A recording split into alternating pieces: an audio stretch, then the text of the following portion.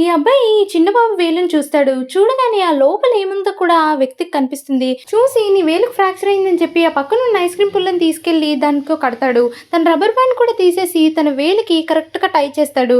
దీనికి నాకు డబ్బులు పే చెయి అని సరదాగా ఆట పట్టిస్తాడు. ఇంతలోపు వాళ్ళ నాన్న వచ్చేస్తే తను వెళ్ళిపోతుంది.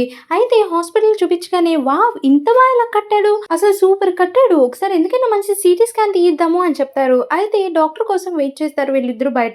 ఇంతలోపే ఆ అబ్బాయి వాటర్ వేయడానికి అక్కడికొస్తాడు. చూస్తే వాళ్ళ నాన్నకి ఏదో ఇబ్బంది పడుతున్నట్టు అనిపిస్తుంది. వెంటనే అతని చెస్ట్ మీద చెయ్యేస్తాడు. చెయ్యేసి కళ్ళు మూసుకోగానే అతనికి లోపలంతటా కూడా కనిపిస్తుంది. వెంటనే వాళ్ళ నాన్న చెయ్యి తోసేస్తాడు. తర్వాత లిఫ్ట్‌లో పైకెళ్తుంటే వాళ్ళ నాన్న అక్కడికక్కడే కింద పడిపోతాడు. వెంటనే పైకి తీసుకెళ్ళేసరికి ఇంత సమయం లేదు అని చెప్తాడు. వెంటనే అతను చెయ్యేసి చూస్తాడు. లోపల ఏం జరుగుతుందో మొత్తం హార్ట్ లోపల ఏం జరుగుతుందో మొత్తం తెలిసిపోతుంది. వాటర్ బాయ్‌కి అర్థమవుతుంది సీపీఆర్ చేయాలని. కాకపోతే డాక్టర్ వచ్చి ఏదేదో చేస్తుంటే ఆపండి మీరు సీపీఆర్ చేయండి. కావాలంటే హార్ట్ బీట్ చెక్ చేయండి అంటాడు.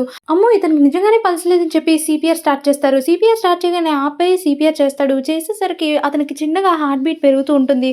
వెంటనే హమ్మయ్య అని చెప్పి అందరూ కూడా తీసుకెళ్తారు. కాకపోతే అప్పుడే బస్ యాక్సిడెంట్ అవ్వడం వల్ల డాక్టర్స్ ఎవరు ఖాళీగా ఉండరు. ఏం చేయాలో అస్సలు అర్థం కాదు. అప్పుడు ఆ అమ్మాయికి ఈ వ్యక్తి ఒక్కడే కనిపిస్తాడు. నువ్వు ఎలా అయినా సరే మా నాన్నని కాపాడు అని చెప్పి అడుగుతుంది. కాకపోతే ఆ వ్యక్తి నా కెరియరే పోతుంది. నా డాక్టర్ లైఫ్ ఇక్కడితోనే ఎండ్ అయిపోతుంది. నేను ఆపరేషన్ చేయడం కుదరదు అని చెప్తాడు.